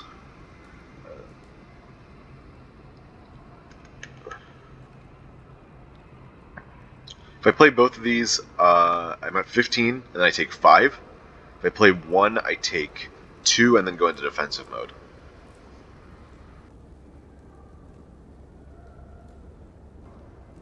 So I guess I do return here. And then...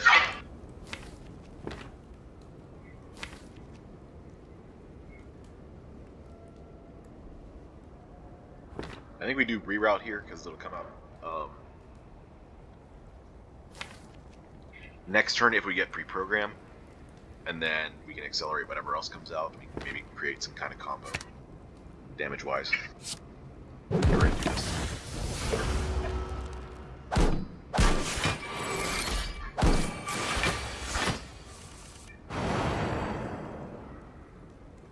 Yeah, pre-program the exploit gems. Looks like we are drawing the defend and not defend steam, though, so that sucks.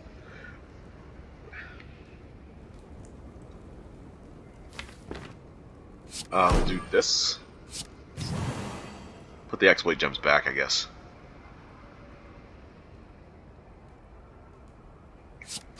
Kill the rat.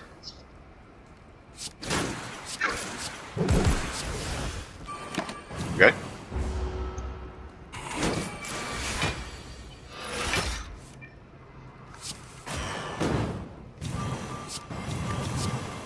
$19 times 3 again. Very nice. Alright, cool. Charge core, piercing eye planning, another 2 max HP for me. Finally. Something that isn't a fight. You know, I should have been thinking about that in this first part. Because if we got to here and it turns out that I wasn't good enough for these fights and I wanted to go here for a break and this was a fight, I would be in trouble.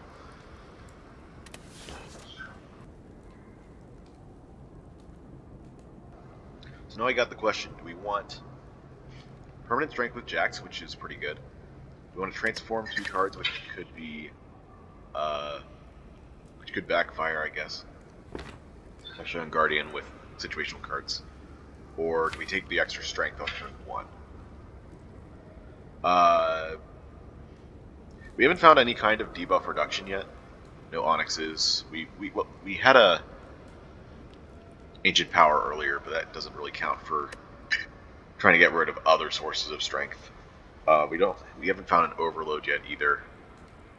What else is there? Like, I guess ancient construct would be interesting, but we don't really have the energy for it anyway. But if we had like an onyx somewhere, we could do the mutagens, and then we have three separate sources of temporary strength. Of course, the problem would be that we have a shield spikes bottle on turn 1, so the extra strength on turn 1 doesn't really matter. Also, we don't really have a lot of attacks to begin with. I think the permanent strength may actually be our answer here. The losing HP at this HP kind of sucks, though. Oh, well, we're not really at that HP, are we? We have a rest site. So yeah, I can absolutely take this. I guess the only thing to think about is the merits of the transform. I get the feeling that I'm going to be getting a time sifter if I do that, though. It's just the vibe I'm getting. But yeah, I've said this so many times. Guardian has so many situational cards that transforms are really risky. But I still do stuff like Pandora's Box, because with enough transforms, you can sort of bring order from the chaos.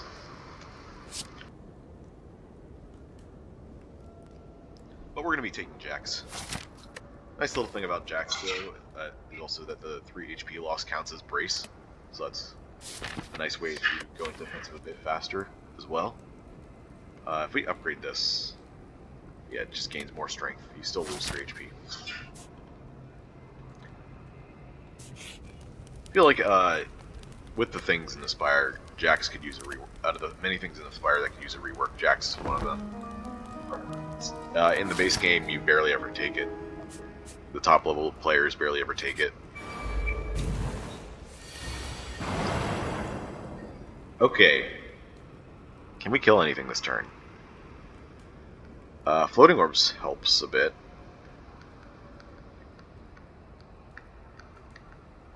But it looks like the answer is no. Unfortunately, Walker Claw got the discount and not shield spikes. That's kind of the risk that we took earlier, you know. I think we always play floating orbs here. 21 and 11 is 32.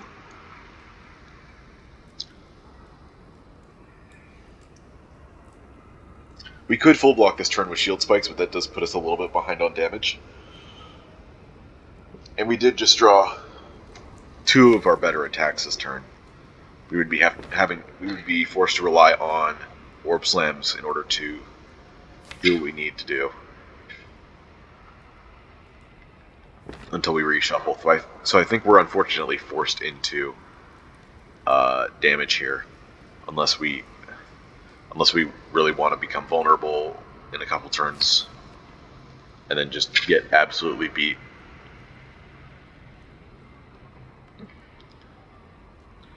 Maybe with Jax and Vent Steam and Exploit Gems we could get an Orb Slam big enough to kill the back one. I don't think it's possible, though.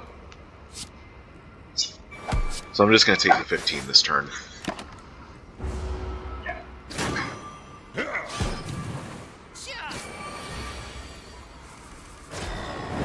Oh hey, it's exactly what I was talking about.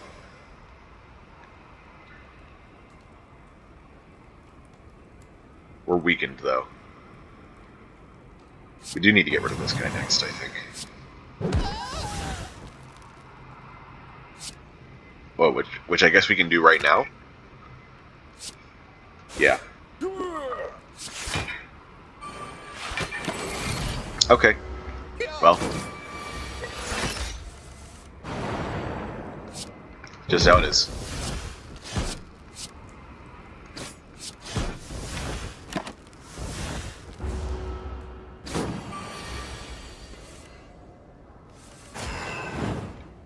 We've rested so many times this game, it makes me wonder if I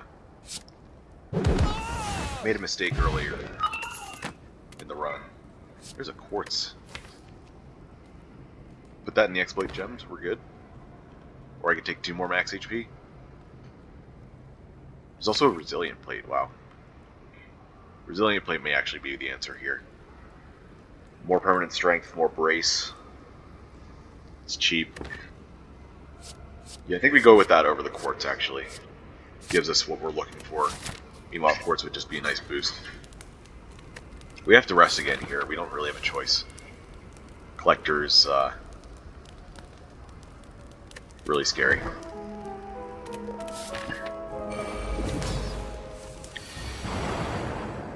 You know, recently I've been thinking about going back through my videos and actually finishing the part of the spreadsheet I have that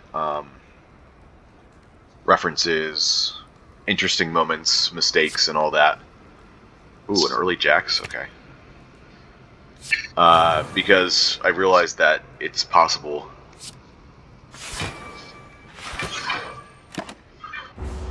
that going back through the videos was benefiting me in such a way that it was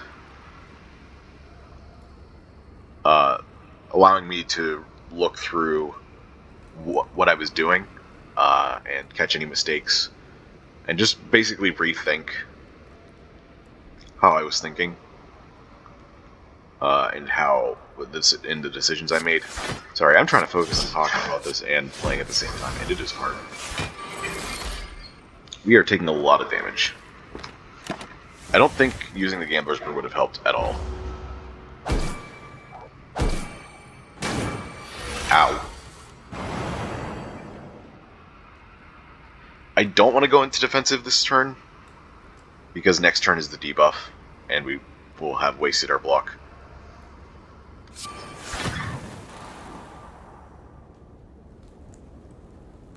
So who do I want to put vulnerable on? Probably the right guy. The right small dude. Makes sense to me.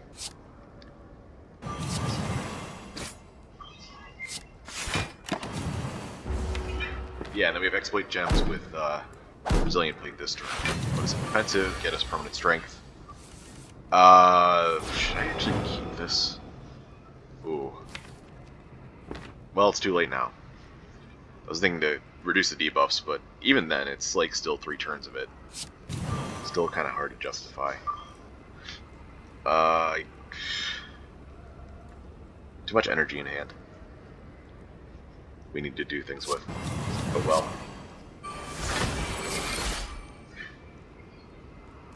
I guess I should have played reroute. Oh well. Alright, here we go. Please don't resummon. I have all this block for a reason. Crap. Okay.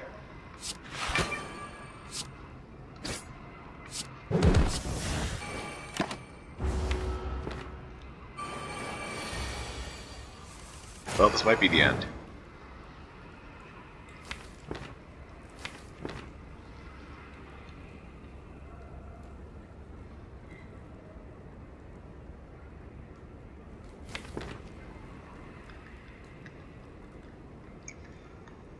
Well, I'm going to do this to accelerate once, and then we're going to use Gambler's Brew here. Hopefully we get something good. Yeah, that's it.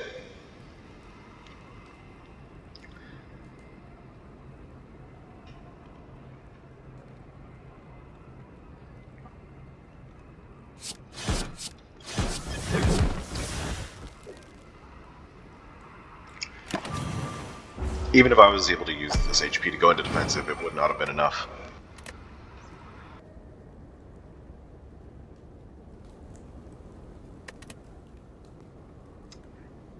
Yeah.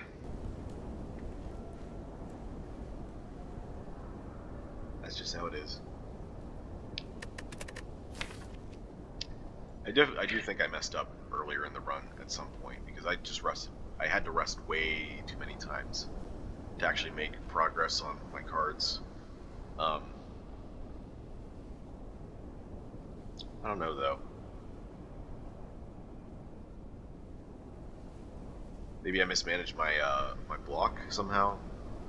Maybe I needed to focus more on the stasis like I was originally doing.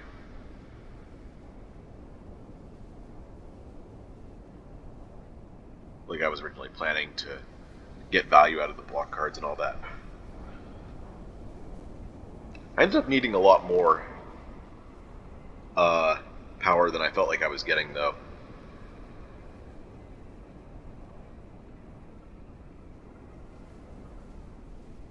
I think overall, my deck strategy was okay with how I was how I was balancing the damage in the block. I think the more meta stuff with pathing and campfire decisions was probably where I went wrong. So some upsides, some downsides. I'll have to look through the footage and see what I could have done better. But hey, that's just how it goes sometimes. Sometimes you lose, sometimes it's a skill issue. And, this is only the second run out of the upwards thing. I'm still optimistic about how I'll do and how the series will go. So yeah, thanks for watching. Hope you stick around for future episodes, and if you do, I'll see you later.